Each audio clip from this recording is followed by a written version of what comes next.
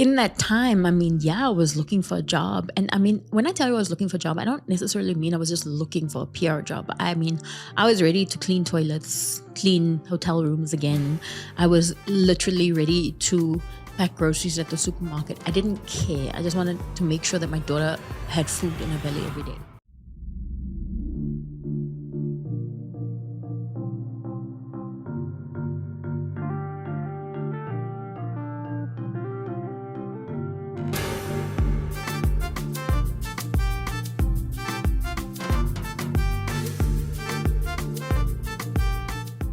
Ladies and gentlemen, welcome to another episode of In Conversation with Rudy Samuel. Today, I've got another powerhouse in the South African industry. Her name is Farah Fortune, FC Fortune. As I used to see her on Twitter, so for so many years, I would see her tweeting and stuff, and I'm like, who's this woman? And then one day, a couple of weeks ago, I just took a risk. I sent an email and I was like, please, can you come on my channel and give me a chance? And she's here. Ladies and gentlemen, give it up for Farah Fortune. Thank you. Thank you so much for being here. You know, you're a big dog. You're a big name in the industry. You are in the PR game, for those who don't know. So I really want to say thank you for being here. It's a pleasure. And so before we start, just tell us a little bit about yourself and what you do. Then we'll break it up. Okay. My name is Farah Fortune. I am the founder and director of African Star Communications, which is a communications PR company and event management as well. I do other things outside of that, but that's the core of my business. Word on the street says you are the best PR company in South Africa. Is that true? I'm going to say yes, because who wouldn't say yes? Thank you very much. But I'm always so grateful that I have a lot of competition. But I'm also grateful that there are so many greats in this industry that I learn from as well, who have come before me, even people who have come after me that, you learn so much from. And I am not a person who thinks I know everything. And I truly believe that you learn every day. So I'm very grateful to be able to learn from so many people in my industry. So how important is it to be teachable the higher you go in society and humble especially? I think it's always great to be teachable because I don't think anyone can know everything. I think you can be versed in things and have a very or have a very solid or reputable opinion about something, but I don't think you can be versed in absolutely everything.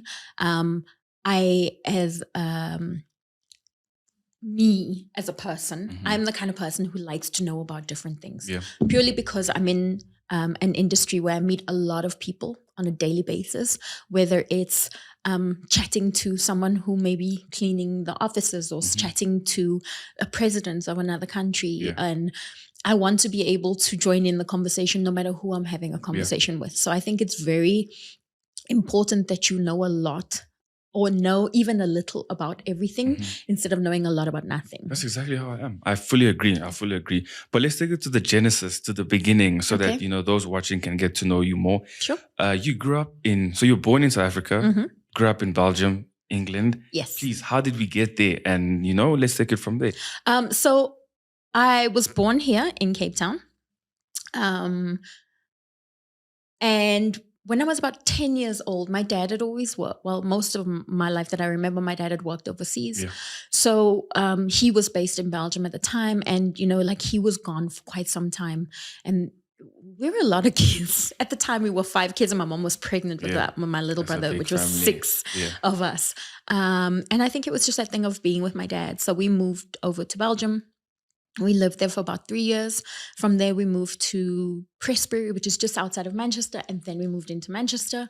And we were there for quite some time. We were away for about 16 years. That's a long time. And, I really enjoyed growing up over there. It's really widened my horizons about a lot of things. When I left here at the age of 10, we were in the middle of apartheid. So going over to Belgium, it was such a culture shock for me at the time because it was the first time I'd ever seen different color people together. At the same time. How that happened for me, which was a huge culture shock. And, my dad, looking back at it now, my dad laughed at the time. And looking back at it now, I kind of understand because he was more worldly than we were. He had the experience. Because he had the experience of Europe and everywhere else. And I remember we were probably in Belgium like maybe a month, maybe a couple of days. And we were walking down the street and I seen a black man holding hands with a white woman and they kissed. And I grabbed my mom Out of fear. and I was like, tell them to stop, they're going to get into trouble, because I grew up like that. That was South Africa. Races didn't mix here at that time. So that was a huge shocker for me, walking into something like that. And my parents had to explain that, it's only like that in South Africa. It's not like the rest of the world. So you can imagine at 10 years old, finding out that kind of information. It absolutely blew my mind. And I'm very grateful because my horizons were broadened in terms of race, understanding what apartheid actually was, why it was happening.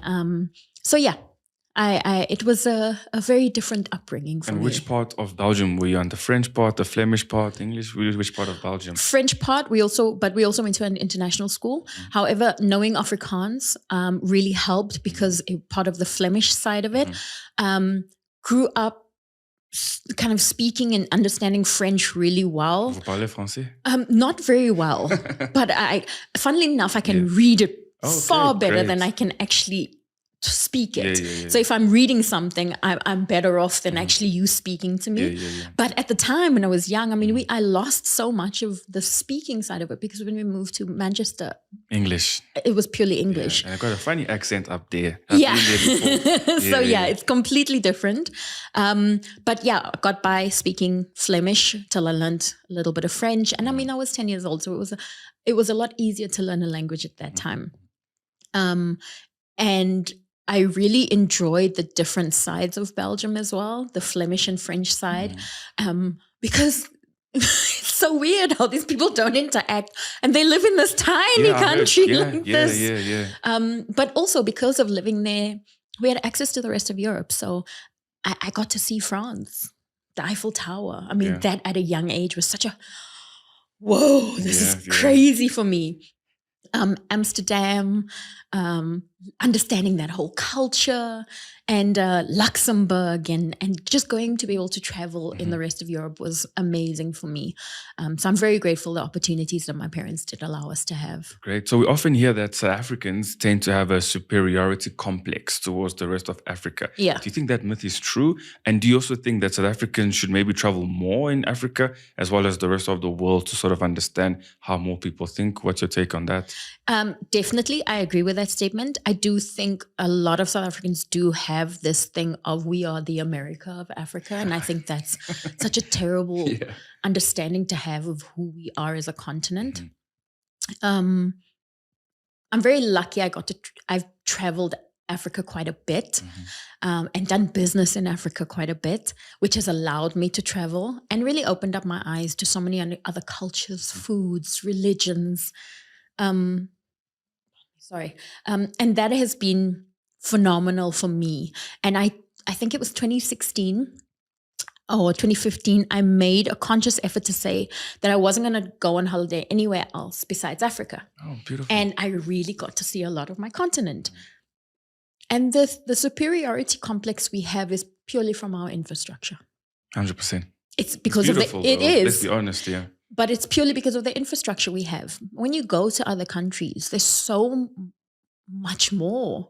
And, some governments do so much for their people compared to some of the stuff that we just don't do in South Africa. It's also it's crazy to me because, one of the first times I went to Botswana, I've been to Botswana when I was very young with my family, but going as an adult was a very different experience. And one of the things I found very, very different there was, when you have people, you have a white community in Botswana, but that white community speaks Setswana. All of them. There's not a person who's from Botswana that doesn't speak the language. And I find that so beautiful that people, it's not about being white and feeling superior in any way. It's about integrating into society, which is one thing I think as South Africa, we don't have. And I find that really disappointing that a lot of our communities, Indian, white, and colored, don't integrate ourselves into community by learning a vernacular language. And I find that quite disappointing. And I absolutely love that about Botswana. That's why I say I think as South Africans, we really do need to travel. There's so much out there. We have a beautiful continent, and we really don't understand it enough. I think I need to make effort as well to travel in Africa. I've only been to England and France, so probably I need to travel more. But anyways, you started working at 14, I think, and you finished school early as well. So did working early and finishing school early change your mindset on life, or did it give you too many responsibilities too soon? I think I had the best of both worlds. So I finished school at 14, purely because of the British system there. So now at the time, South African system was so advanced that, by the time I'd gotten to school in Belgium, I was 2 grades ahead because of the education system we had at the time. So because of that, I was pushed forward 2 grades. It wasn't about being clever. It was just it was about, but I was also lucky that, in a way, it was a little bit about being clever because we had such a great education system at the time that it allowed me to maintain being in those 2 grades ahead. I didn't have to go back to be with my age group. So finishing school at 14 was different. I never expected that. Also, at the time, there was no culture of matric dances or things or proms. Even prom was very much an American thing. So we didn't have that in Belgium or England. So I missed out on that experience, which I will always wish I had. And I think that's why I put so much effort into my daughter's matric dance when she had hers, because I was just like, it's something I've never had. So I feel like I missed out on that. I did start working early, but that was because I lied about my age. You're supposed to be 16. And I said no, that I was 16 at the time, and they didn't really check. And my first job was housekeeping. I ended up working in a hotel, and I used to clean hotel rooms. So you each got your hotel rooms. I used to work on weekends. You each got your hotel rooms that you would clean. And then I was also in charge of cleaning the toilets in the reception. So that was my first job. And I mean, when you do something like that, working in a hotel, you meet a lot of people. Again, exposing yourself to different worlds, cultures. So you've always had an open mind, eh? Not to cut you, just to add to what you're saying. You've always had an open mind. I think my open mind really came from my parents taking us out of South Africa. I don't know if I would have been as open-minded had I stayed here, because at the time, we were in the midst of apartheid. We didn't have access to a lot of information in terms of the rest of the world. We weren't privy to a lot of the information we have now. We didn't have the internet. What was in front of you was all that you knew. What you read in the paper was all you had access to. Also being colored, we only had access to certain information. So if my parents hadn't taken us out of that community, I don't think I would have really been able to have such an open mind. I like the part as well where because you've achieved so much, you've gone to so many different places, but you still have regrets, if I can say, about not having a matric dance. Like, you've been to so many things. Like, it speaks volumes of who you are and how you appreciate certain things. But, as we're going through the journey of your life, I also heard and found out that you worked in immigration. I did. As well. So how did working there, expose you to people, processes, and movements? I absolutely loved it. It exposed me to a lot of people. But the thing is, because I spoke Afrikaans,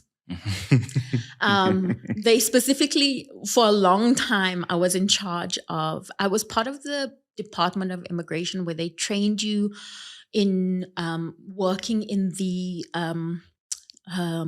what do they call them? Like the dole centers, where you go sign on for unemployment benefit. So part of that, when you are a foreign national, in order to get either unemployment benefit or even go to the hospital, you have to have a national insurance number. And in order to get that national insurance number, you had to go through immigration interviews. Now, immigration interviews, and then immigration would send them to me, and I would interview them. Now, at the time, we had a huge influx for about 2 years of Pakistani nationalities coming through with South African passports. Oh, really? Oh, geez. And it was crazy because it was this thing of them trying to sign on for the unemployment benefit, but they didn't have a national insurance number, so they had to come to me in order to authenticate that they were South African. And I have to say that I had a lot of people deported purely from the way they would come in and I would say, hey, let me do your interview. And then I would say, okay, do you speak Afrikaans? Just to see how much of the knowledge, because they would have a lot of knowledge about South Africa, but they couldn't speak Afrikaans. And they would say, no, they can speak it. Then I would come in and I'd speak Afrikaans and they completely would be. Then I'd have to say, okay, you're in detention now, just till we can either search your property, we can do an investigation. So I had quite a number of Pakistani nationals deported, unfortunately. So I worked my way up in there. And just before I actually left England to come back to South Africa, I had actually gotten an opportunity to go into MI6. And it was something I really wanted to do. I didn't end up doing it, but I always wonder what the trajectory of my life would have been had I gone more into the immigration and national security side in England. Yeah. Oh, interesting. And then you obviously come to South Africa for personal reasons. Yes. And you ended up getting a job, but you ended up resigning and starting what you have today. Yes. So talk to me about that week, before you resigned. What was going through your mind? Like, how did you get to that decision? Because a few people are in that position today who want to resign, but are like a bit scared and stuff. So how did we get to where you are today? I have a luxury shoe habit. And I knew that I was never going to be able to support that luxury shoe habit on the salary I was making at the time. And I also I wanted to work with myself because I wanted to be in a position where I could manage, control, and decide what happens to my time and the path in my life. I was very young when I started this business. So for me at the time, I was stupid. I didn't think anything. I mean, I know, you have to have a little bit of crazy to start a business because you're letting go of, like an income that's stable. And letting go of that to become an entrepreneur, not knowing when your paycheck is. Because honestly, being an entrepreneur means you have 900 Rand in your account today. Tomorrow there's minus 16 Rand. And then the next day there's 500,000 in there. Yep. Do you know what I mean? That's being an entrepreneur. Yep. And that's very stressful. Not knowing when are you going to pay your bills or if the money is going to come and how long your client's going to take to pay. I didn't know all of that when I started the business. So, I just thought I'm going to start this business and I'm going to be rich and I'm going to own my time because the people I was working for, the last job I had before I started this business, they owned the business and they were doing great. So why couldn't I do great? I like that. No idea. Absolutely no idea what it was going to take to actually have a proper career. And that was really... looking back now, I don't even know how I did it because I had a daughter. She was 3 when I started, and I was just getting by then. Yeah. So yeah, it was really tough.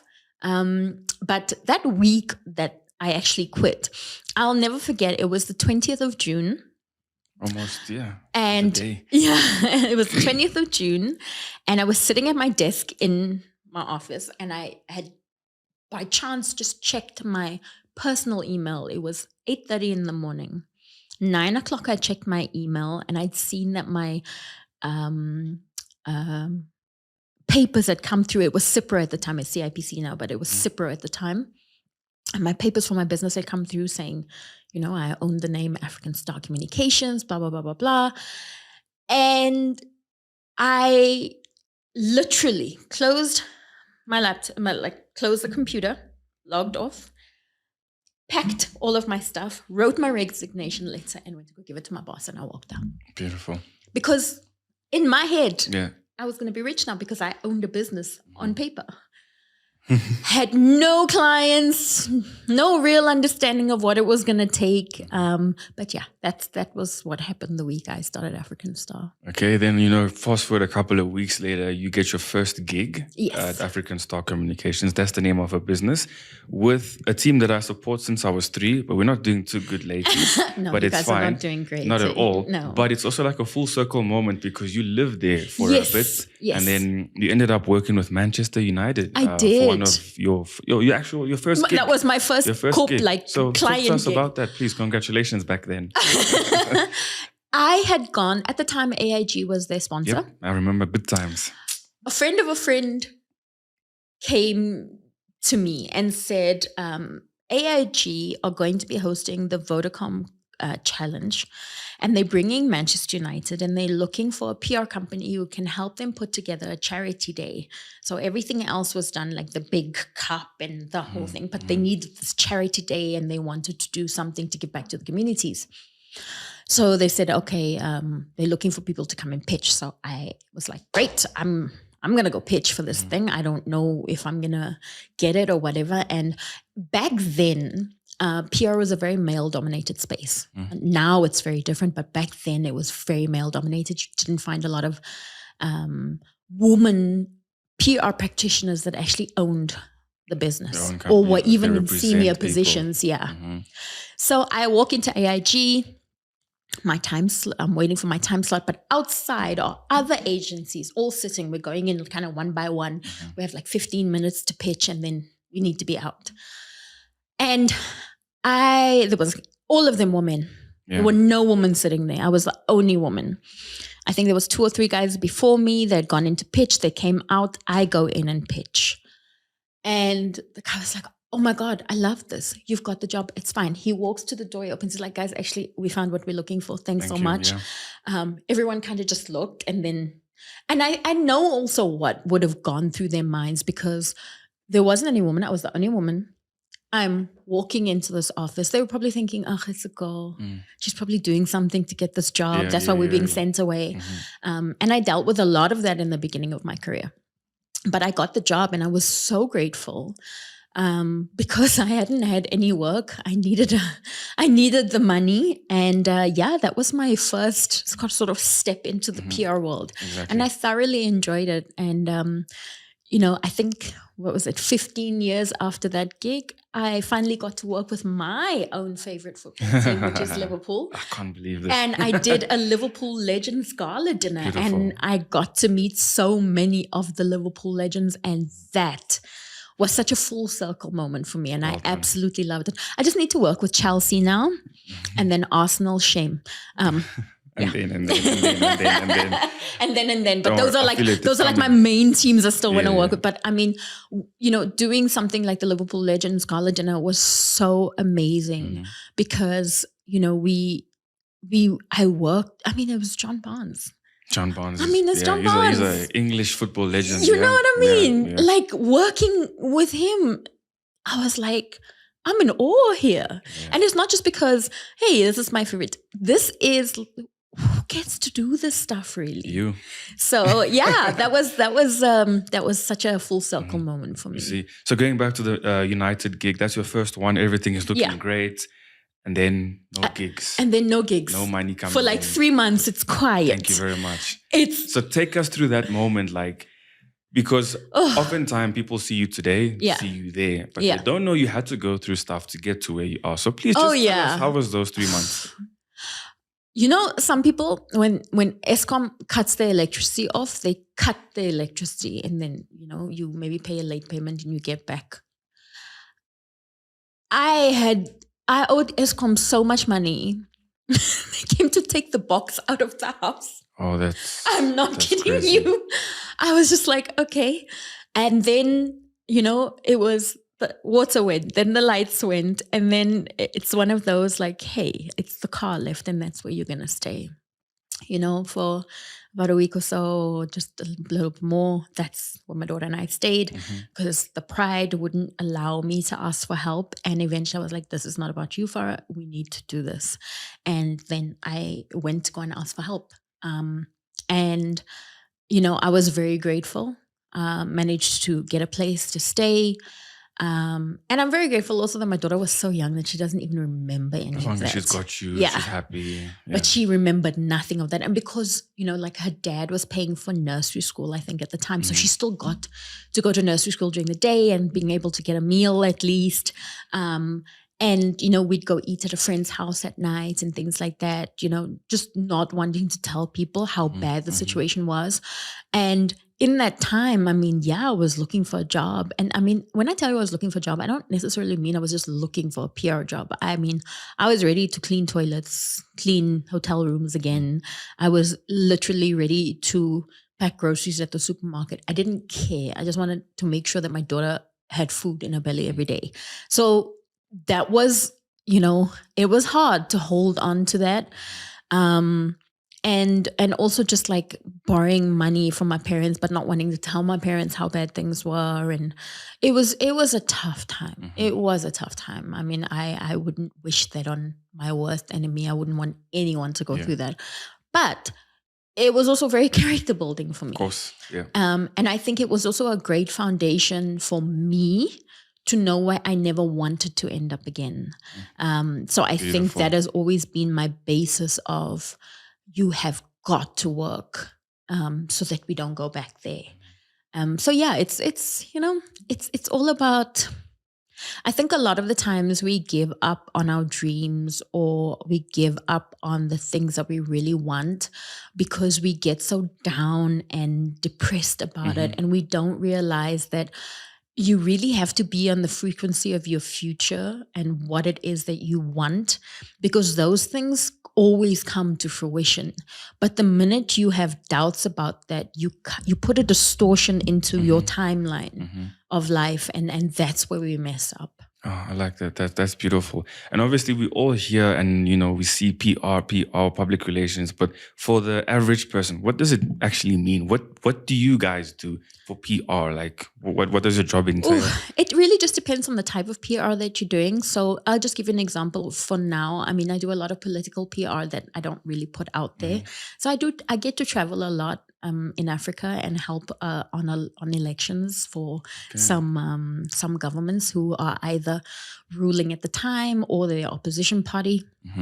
One of the ones that I did a couple of years ago was the Botswana elections for UDC, and you really have to, you get people to understand what PR is. So you mold the image. You tell them how to speak to their audience. You train them in the way to speak. You mold the image of an individual, of a political party, of a corporate. You also comes with crisis communications as well. So when people do mess up, which inevitably a lot of people do. I've seen that a lot, yeah. These statements get released. You have to, really understand, how do you work this? And one thing I've been very skilled at from the very beginning, and I'm very grateful that I not only taught myself a lot of this, but also studied this, is crisis comms. And one thing I can say I'm very skilled at is making sure that I get you out of trouble. And I think that is what a lot of my career has been based on, whether it's been politicians, whether it's been musicians, whether it's been corporates. I've spent a lot of my career covering things up. Putting out fires. I also have limits to what I do, though. I will not work for you if you are accused of anything like sexual assault, pedophilia, rape, murder. I don't get involved in that. I have to have a moral line somewhere, and that's mine. But I do also try and make sure that I'm giving you a service that requires me to make sure I get your story out in the most truthful way possible. Because I think the one thing I'm different from a lot of PR people is I don't like to lie. Because the one thing about your story, no matter what you do, at some point, it could come out. And then I haven't really done a job. So my job is really to make sure that I am speaking on behalf of you in the best possible light, to make sure that your image is not tainted. And I don't like to lie about that. I'd rather advise you to say nothing than lie. Because if you do lie and you get yourself out of the situation, and 2 years later someone finds out, your career is over. Yeah, your reputation is shot. Cancel culture is high right now. Cancel culture is very high. And even though, social media wasn't as big when I started, or even really there. I mean, I think Facebook came along like a couple of years after I started African Star. I mean, in the way it is now anyway. It's not just about cancel culture. It's also, for me, I'm just that kind of person that I want to sleep at night. And I really don't want to put anyone in a position where you are going to have to lie for the rest of your life. Not to save your business, not to save your ass, not to save anything. I want to put you in a position where, you are telling the truth. For instance, if I get approached a lot sometimes. I have a lot of clients or stupid clients who may have an affair. Yeah. And they're like, okay, these photos are going to come out. The story is going to come out. And then my first thing is tell the truth. Go tell your wife. We'll deal with that later. Tell the public now what you did. Then no one can come at you. Because once you tell the truth, what's left? True. So a lot of the times I try and use that as the basis of how bad is the situation and what parts of the truth can we really use. And I think that makes such a big difference in terms of how you do crisis comms. And because it's not to placate the community. It's not to make people feel, they're better than you. It's really about making sure that your truth comes out. Because a lot of the times when people are accused of affairs, the marriages have long ago broken up. And they know that their marriages are not working and they're living in separate houses. They've already had discussions with the kids.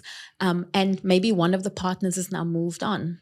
And then they get accused of having an affair because the rest of the world doesn't know. And that's the time you come out and say, listen, my family is okay with this because we are in different places now, but we're doing the best that we can for the kids. And you'll find that a lot of the time, those are the statements that come from people where, they're saying they're there for the family. It may not always be the truth, but it's what gets you through. And in all honesty, with the culture we live in today, everybody's just looking for the next story. So your story is there today. Tomorrow it's someone else's. Yeah. So what does it mean for you to be a decision maker? Unfortunately, we still have to say, as a woman in 2025, hoping that things will change. But as a woman, what does it mean for you to be a decision maker, especially whilst you're building an empire, a business empire? I think being a woman decision maker, you have to think about a lot of things that men don't necessarily have to think about. And when I say that, I mean, in terms of how does this affect you? Will your decisions be the right one? Will it not upset the patriarchy? Because as much as we hate to say it, there's still so many men making the decisions for women. Or even in my industry, there are still a lot of men that are in the bigger positions or are the big clients. And, you have to work around that. So I think the reputation that I have really comes from me putting my foot down and telling people what I will and will not tolerate. And I did that from a very early point in my career. And I'm so grateful I did, because I have less people that mess with me now, purely because I put my foot down and I wasn't going to take it. I wasn't going to take what you're dishing. And that makes a big difference. Someone realizes they can't mess with you, they take a step back. And I was like, I would rather lose work because people think I'm a bitch than to have people walk all over me and have a terrible reputation of not being able to manage a situation because I don't have the guts to do that. So yeah, it is tough being a decision maker. It's tough walking into a boardroom with a bunch of men who think you're trying to be a man, but all you're trying to do is really get the same respect. And that can be tough as a woman. And the thing is, you don't even want the same respect as a man, because their respect your respect comes from a different place than my respect will come from. 100%. And that can be very detrimental to your career if you don't know the kind of respect you want. Yeah. So what's one lesson about power that you had to learn the hard way? Power is greater than money, but money can get you power. So it's how do you handle those two? In terms of power, it's not, for me, I'll be honest, I've enjoyed the money rather than the power, because I don't necessarily want to have power over anyone. I'm not God. But I do want to be powerful over me. I don't want the power over what I can decide, what I can manage, what I can handle, my reputation, how I live. That's the kind of power I want. And I think once you have that power for you, you have that power out there generally. But I also think people have a misconception of the kind of power that I have because of the work that I've done. And it's fine. have that because I don't get approached with a lot of other rubbish then. Yeah. But in terms of, I enjoy the money side of it too, because it allows me to do the fun things I want with my life. It allows me to pursue other passions. African Star is not the only thing that I do. I have a personal brand outside of my company, and those are the things I enjoy, but money allows that. But the power pushes that narrative though. Yeah. And how do you balance being the face of your brand whilst managing other people's brands? I think in the very beginning, I was very pedantic about making sure that people understood that I was African Star. And going on in my career, I realized that if I don't break away from that, then African Star will die with me. So it was very hard to also break away from that brand of you are African Star. And because a lot of the times clients were like, if I'm not in the meeting, if I'm not on the email, if I'm not the person answering the phone, then they don't want to work. And I had to have that thing of introducing staff to people and saying, I trained this person. They are as capable as I am of doing this. And not a lot of other companies have to do that. You don't go to Wimpy and say the CEO must flip your burger, you know? And I think that was my biggest problem when I started African Star. But I needed that in order for African Star to have a name. So I really struggled with trying to separate my brand later on. In my career, I think I've successfully done it now, where African Star can run by itself, and I am happy to pursue other things while other people run the company. I just oversee. But yeah, that was really tough for me in the beginning. So what do you look for? Not what do we look for. What do you look for when someone asks you to represent them as a PR agent? Well, I don't do individual PR anymore. Okay. And one of the reasons I don't do that is because it's very stressful and it's hard. And sometimes when people don't want to listen, they're constantly in trouble. And you have to understand, like most of my early career of dealing with individual artists was dealing with rappers. So that alone will tell you how like tough that was for me. So I made a very conscious decision about 7 years ago that I didn't want to deal with individual artists anymore. But I still do authors, or I'll do small projects for people or things like that, but it's not something I take on permanently in that sense. But when I look for what I want to work with for somebody, I try and look at what is your future goal? Where do you want to take this brand? Because then I need to look, am I the person who's actually capable of doing this for you? Yes, I want to go forward. Yes, I want to take your brand to the next level. But PR is a kind of career where you need to very much align with the brand you're working with. You can't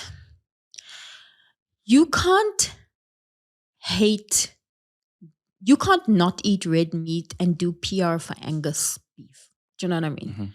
Like you can't do those kind of things. You have to be in alignment with your client because you have to be as passionate as they are. Because a lot of the clients we work with also are entrepreneurs. They've started their businesses and they're trying to get their passion project out there. And if you aren't aligned to that, it's not going to work. So I also look, do I align to you? Do you align to me? Do we get along? Are we going to get along enough for me to know that if one day you are sitting in a meeting and we have a big interview that's coming up and Sunday Times want to interview you and they've sent the questions through, but you won't be able to do it for 2 days, I can do it. I can answer on your behalf because I know that you like peanut butter. What's your favorite food? I can say it's peanut butter because I know that. And that's the thing. You have to know your clients so intimately in terms of how they think, how they work. Will they say yes or no to something the minute it lands in your email? You need to know so much about your client. It doesn't matter if it's a big corporate. It doesn't matter if it's a small business, because even at the big corporate, there are people behind that. Yeah. What does a CEO want? What does the marketing person want? Is a CFO going to approve these kind of budgets? Yeah. It's so much to consider. So when you look at a brand, you really have to understand, are they going to be able to work with you? Are you going to be able to work with them? Are they going to allow you to do your job? So a lot of times people hire public relations people, marketing people, communications people, and they want to tell you how to do the job. And that is frustrating. I can only imagine. Yeah. So what do African celebrities often misunderstand about PR and long-term brand strategy? Advice. They have this allergic reaction every time their publicist wants to give them advice about not tweeting stupid things or about getting into fights or making sure they can handle their alcohol in the clubs. Or there were so many different things that I learned over the years of dealing with the number of artists that I have over the years. African, not just South African. And I realized the one thing that people are allergic to when you're an artist is advice, because you get to a point where you think you know better. Yeah. And, you know, if you're not going to listen to your team, at some point you're going to have to replace your team every couple of months, because then eventually no one's going to want to work with you, because you get a reputation in the media that you're difficult. You get a reputation with brands that you're not easy to work with. You get a reputation with your fans that you don't show up, or you don't do this, or you don't. And then your career is over and you're wondering why. Yeah. When you've had this good thing going. And I've seen it again and again and again and again, not just with African celebrities, European, American, Australian. All artists have that one pinnacle point where they're like, I'm not going to listen to you anymore. And the ones that make those stupid decisions are the ones who mess up their careers, because it's like anything. It takes a child to raise a village, but it takes a team to expand a brand. So you have to understand that your team is there raising this baby with you. And if you're not going to listen to them, it's going to be very tough to carry on. And there's very few people that actually make it without listening to their team. You know, you've done so much in the PR game, but then a few years ago, you and some people around you started ThePadRun, I think. Yes. Please tell us more about that wonderful initiative, how it started and how big it is today. I think that's something very, very great that you're doing. Okay, so ThePadRun started during COVID. It was in 2020. And I always get a lot of DMs from people asking for help with different things. School fees, school shoes, this, and I help where I can. During COVID, I was getting so many DMs asking to help young girls buy pads. And I realized it was because the NGOs and NPOs weren't going out during COVID, and they didn't have access to the communities that they were feeding pads to, or tampons, or information. And it was really starting to affect the communities. And it wasn't just me, it was a number of other people that were like, you know, people are DMing me and the things they're asking for is roll-on and pads and, you know, things like that. And I was like, okay, there's a problem here. My birthday was coming up, and I asked people, I went onto social media and I used all my followers and I said, guys, it's my birthday. That's why I saw the FC Fortune a lot. I was like, it's my birthday and I don't want anything from my friends or family. I just want everyone to give 10 Rand so that I can buy pads. I found a woman-owned pad manufacturing company in the middle of town. This amazing woman, and she. Please say the name. We don't do that. If you want to. No, she's not running anymore. Okay, she's unfortunately she has closed her business now. So I do get sanitary towels from other different places. But I'm very grateful at the time. You know, I found her, and I told her why I was doing what I was doing, and she managed to reduce the price even more for me. So at that point, we had come to an agreement about 10 Rand for a pack of pads, and I managed to raise 100,000 Rand. And at the first instance. Yeah. And that was, it took like a month, but I was very grateful and I was very pushy about it. I asked people, I called up corporates I knew, I called up entrepreneurs. I was trying to get money from everywhere. And when we hit like 100,000, I distributed the pads. My parents are from Kimberley. So I wanted to do something in Kimberley. I have family, my mom and my sister-in-laws and a few of my other family, they're all in Cape Town. And I wanted to distribute there and to the communities there as well. And I wanted to distribute in the communities here in Johannesburg. And so we took all the pads. I distributed to Northern Cape, distributed to Western Cape, and we kept some here. And we went out into communities on Mandela Day.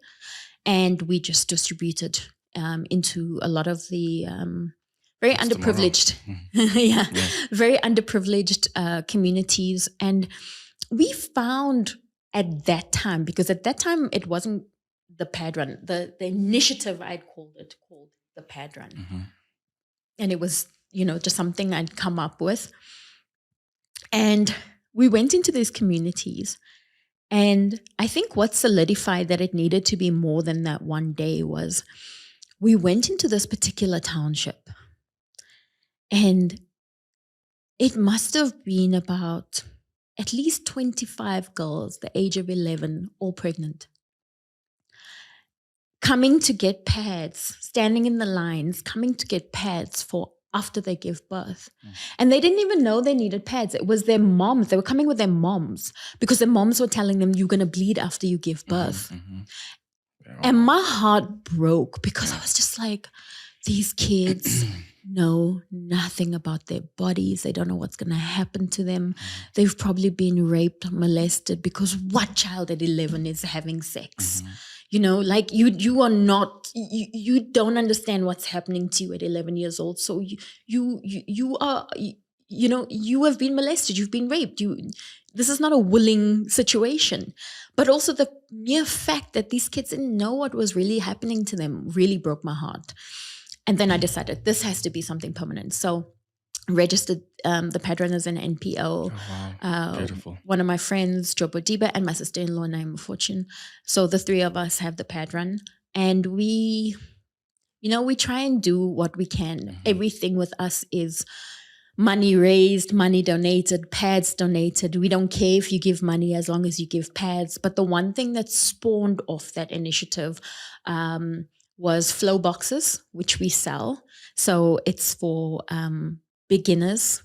You can buy a beginner starter pack kind of thing. You get pads in there, you get a mug, you get a little diary to write, an information booklet about what happened to your body. And we found a lot of people were buying that for their young girls and their nieces and their sisters and their daughters to give to them. And then we realized, okay, but this conversation is something that doesn't happen in Black, Indian, and colored households willingly. It's something that's shunned upon and it's shy. And it was very weird for me because I grew up in a family that was very open about speaking about pads. And I have 3 brothers and they never had a problem with going to the shops to go and buy us sanitary towels because we were on the couch with a hot water bottle in pain. We didn't grow up in a household that was shy about having conversations. And so when we realized that these people aren't having conversations with their kids, we're like, we need to do something. So off that, we also started workshops, period pouch workshops, where we go into communities and educate boys and girls about menstruation, specifically the boys, because, there's so much stigma around it and the boys tease the girls. So we want them to be more supportive. So we get them to understand, and we get a lot of male celebrities to come in and actually give these talks so that it's a little bit more respected. One of the first talks we ever did, Kaiser Matang Jr., he came in and gave the talk. Beautiful. And we really appreciated, him kicking that off because the stigma was taken away from a lot of the other male celebrities that said no to us at the time. So we're really grateful for him breaking the ice for that. But we just educate the boys on, what is a period? Don't make fun of a girl when you see, she's probably got a period at school and she's got a red spot on her skirt and things like that. So we try and take the stigma away from that. With the girls, we also have these same conversations, but we also have the conversations about, hey, when you get your period, you can get pregnant. If you're having sex, this is what happens to your body, because these aren't conversations they're having at home. Yeah. So yeah, it's very much a passion project. There is a lot to it. I try and do the best that I can. And it's not always all we can do, but it's all we can do at the time with the limited resources we have. And how can someone get involved? Is there any details or? If you go onto the ThePadRun's Instagram page, you can DM us and we can put your name down if you want to be a volunteer. If you want to send us sanitary towels, again, just DM us. There is an information email address on there as well. And you can just email, or you can even just DM me directly on FC Fortune. My account's on TikTok, Instagram, and Twitter. or X Yeah, are X, all yeah. FC Fortune. So Yeah. you can just DM me, and if you want to send us, we get a lot of corporates sending us boxes and boxes and boxes of pads, which we love because we also supply police stations. Okay. So that when women go in and they report rape, some of them are bleeding. We also, some of the girls are too, they don't have access to the clinics sometimes because they close early. So we try and give the clinics, but when they close early, we give them to the police station so that they can give them out there as well. You're doing so much. You've Thank achieved so much, really. But for you, like Farah, what does success look like for you in short before we wrap up? Success, someone asked me this question the other day, and I'm going to give you the exact same answer, which is the answer I always give to this question. I have a very different definition of success to a lot of people. My definition of success, just because of where I come from, is my daughter has clothes on her back, there's food in the fridge, and the lights are on at home. And as long as those things are taken care of, I am successful. That's it to me. Everything else is a blessing, a bonus. Thank you. But those three things, then I'm fine. I'm successful. Well, you have done so much, and it's been a privilege to share your story. Thank you for giving me the time. Thank you. What you said off camera was very deep for me. I won't repeat it here, but thank you for what you said. It means a lot. And I really wish you all the best. We will be here supporting you. We are right behind you. I appreciate it. God totally bless you. Thank you guys for watching. Thank you guys for subscribing and always showing me love. I told you guys I'm always going to bring you guys powerhouses. And here's a perfect example. I am Rudy Samuel, and I'm signing all the way out. Catch you at the next episode. Thank you very much.